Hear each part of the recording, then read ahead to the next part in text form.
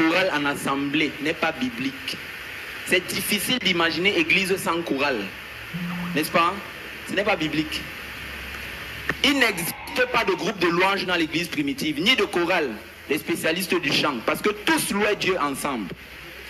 Quand vous lisez les versets Éphésiens 5, 19, Colossiens 3, 16, Hébreux 2, 12 à 13, Hébreux 13, 15, quand la Bible parle de la louange, elle parle toujours d'une activité collective. Le groupe de louanges et de chorale en assemblée est un héritage de l'église catholique romaine. C'est le pape Grégoire qui a imposé cela. Le document est derrière, mais le document n'est pas en grand nombre. Je ne sais pas comment on va vous distribuer cela. C'est en nombre du... Le document est là. Donc, et il a copié ce qui se faisait dans les temples romains païens. Là-bas, il y avait des spécialistes du chant. Au point où il a commencé à ouvrir des écoles pour les spécialistes du chant. Et les spécialistes du chant, là, ont commencé à venir dans l'église. Et c'est à ce moment-là qu'on a volé au peuple de Dieu la fonction de louange. Et nous sommes devenus des spectateurs dans l'église aujourd'hui. Pendant que les stars chantent là-bas devant nous, on est là, on suit seulement comme les moutons. Oh, Paul a dit dans 1 Corinthiens 14, verset 26, il a dit, quand vous vous réunissez pour le culte, qu'est-ce que vous devez faire? Quelqu'un a-t-il un chant? Il a dit quelqu'un, il n'a pas dit un spécialiste du chant. Ça veut dire n'importe qui pouvait dire, j'ai un chant que je veux chanter au Seigneur.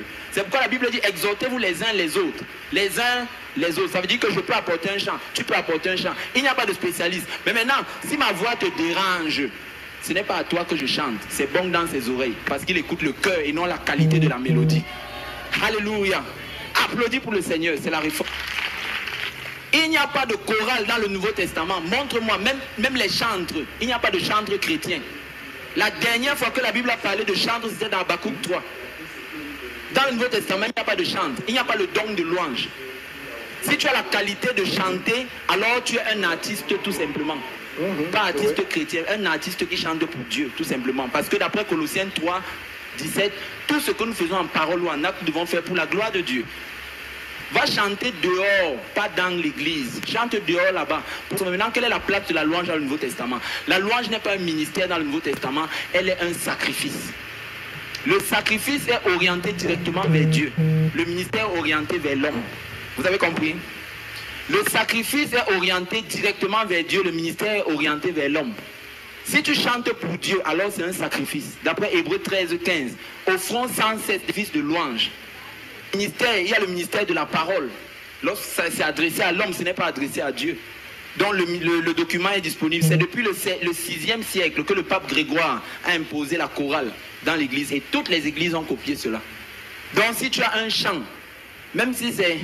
Mais ne viens pas chanter le genre de chant qui dit « Seigneur, écris mon nom ». Une autre thèse, en passant, parce que là, comme il n'y a plus assez de temps, je vais donner juste les thèses qui se rejoignent. Nous n'avons pas le droit de mettre Satan dans nos louanges, de chanter le nom du diable. Jésus a dit, ne vous réjouissez pas de ce que les esprits vous soient soumis. Je marche, Satan, Satan, Satan. On ne chante, la louange est sacrée, c'est pour Dieu. Amen. On ne doit pas mettre le nom du diable dans nos louanges. Jésus a dit, ne vous réjouissez pas de ce que les esprits vous sont soumis. Quand vous chantez comme ça, les démons sont en train de danser avec vous. Vous pensez que c'est la blague? Si Dieu ouvre tes yeux spirituels, pendant que vous chantez souvent là, tu vas voir ce qui se passe. C'est pour ça que vous rentrez, vous n'êtes jamais transformé. Parce que quand Dieu n'est pas là, il n'y a pas de transformation. Tu as seulement transpiré. Et tu es rentré étant fatigué parce que le corps a beaucoup dansé.